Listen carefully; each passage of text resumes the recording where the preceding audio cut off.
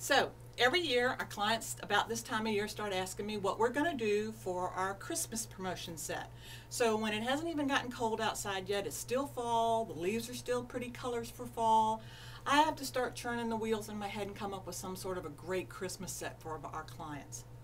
So this year, the first thing we try to do is decide what kind of Christmas set are we going to have. Is it going to be something that's traditional or just fun and whimsical or what? This year I've decided something that's a little more traditional that's going to include a Christmas tree.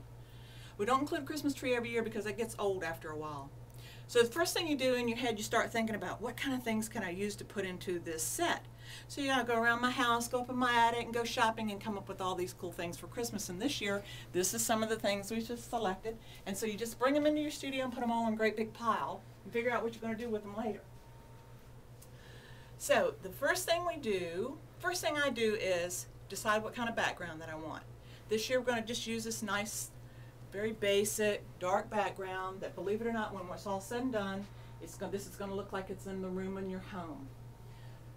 So when we come in, the first thing you do is you put in a full day of work at the studio, and when you're a little bit tired, then you decide to go ahead, oh, let's put the Christmas set up, and get it set up, and you have some kids come in soon, and you photograph on them to get your samples done so you can mail them out. So that's what we're going to do. It is almost 11 o'clock at night. We've already pulled in a full day's work, and now we're going to show you how a Christmas set is born.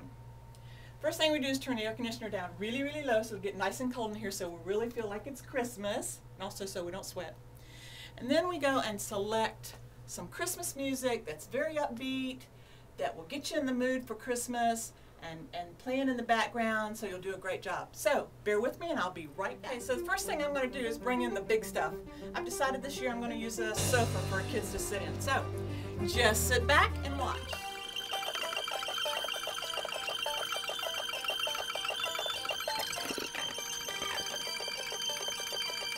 So we use an artificial tree to get us started, and of course, like I said, we have to pull all the branches out. I've pulled most of these out. The beauty of an artificial tree is you can make those branches go anywhere that you want them to go to accommodate whatever you put on them. Okay, so we've brought our sofa in that we're going to use for the children to sit on. I'm going to use this beautiful, what I call my Tim Kelly light. That's what I use it to light the children. And just kind of, you know, working with a Christmas tree is one of those things that you're never quite done. And I probably won't have everything that I need today, but that just means I'll have to go shopping tomorrow, and that's such a shame, but that's what I'll do. So now I'm going to just bring a couple of little things in to get us started, to get an idea of what the set might look like.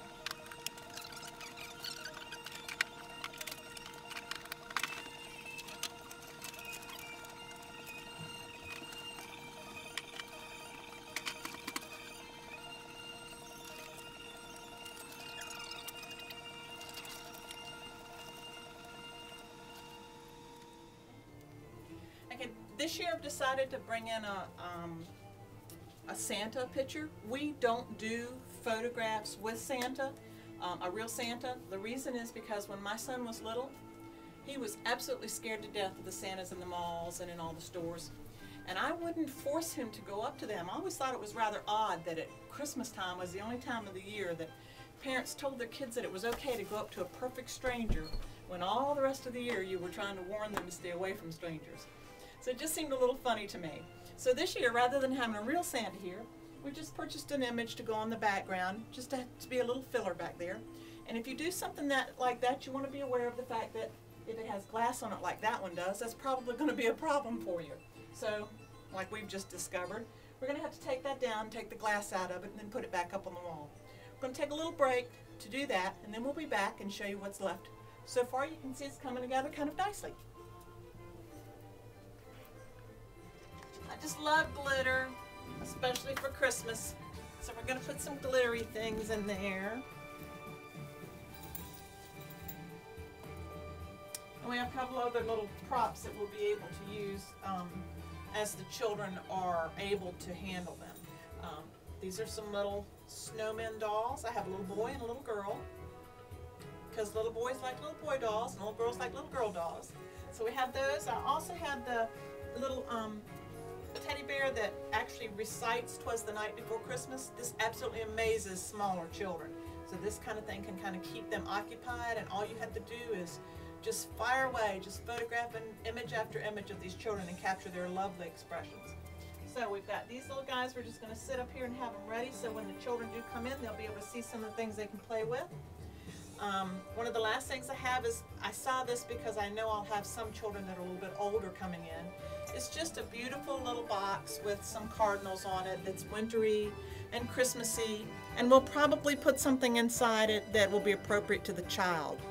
I have some pearls or some diamond rings or some earrings or stickers or all kinds of things you can put in here that will interest the child. And then they'll be sitting on the side of the chair. You'll ask them to hold it and talk to them about the birds, and then ask them to open it up and look inside, and they get wonderful expressions from that. So I'll have this sitting over here also. I tend to not put lights on my tree here at the studio. I don't like putting them on my tree at home either. The people, my husband and my son, end up having to put those on for me. I just don't want to have to worry about whether a light is in the wrong place or not when I have a child in the set, because they might want to move around a little bit. So if I want lights on the tree after the fact, I put them on in Photoshop digitally.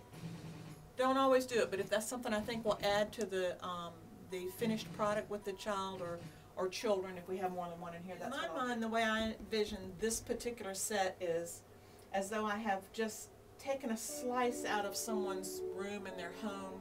They might have a love seat like this there that they would sit on and read a book or eat their Christmas cookies, and they'd need a little wrap to wrap up with if they got chilly, and so that's where this ties in. I may take it out with some kids or put it in. I don't know, it's just another prop that we can use. So right now in my mind, I can already see a little girl sitting right here listening to that teddy bear reading The Night Before Christmas.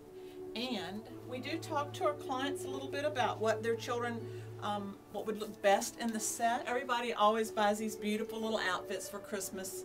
Sometimes they're pajamas. It's just adorable what they come in with. This particular little outfit I picked up some time ago from a shop that was going out of business, and I can just see this on a little girl about 4 years old, sitting right here, listening to my Christmas bear, or looking in our special little jewelry box that we're going to have for her. So those are just a few ideas where you could, as a professional photographer, that you could set up and realize where your set can come from. I'm looking around trying to decide if there's anything else I should put in here, and it looks almost complete. I think tomorrow I'll probably shop a little bit more, get a few more things in, and then the following day we'll have some children come in to photograph them so we can make some promotional cards to mail out. A couple of our clients will take advantage of an early bird special on that. We'll be photographing those children Friday, October the 9th, and Monday, October the 12th, which is Columbus Day. If you get to see this video before then and it's something you'd like to take advantage of, then don't hesitate to give us a call and we'll see if we have any room left that we could fit you. So there you have it. So have fun creating your own Christmas set, and we'll see you again next time.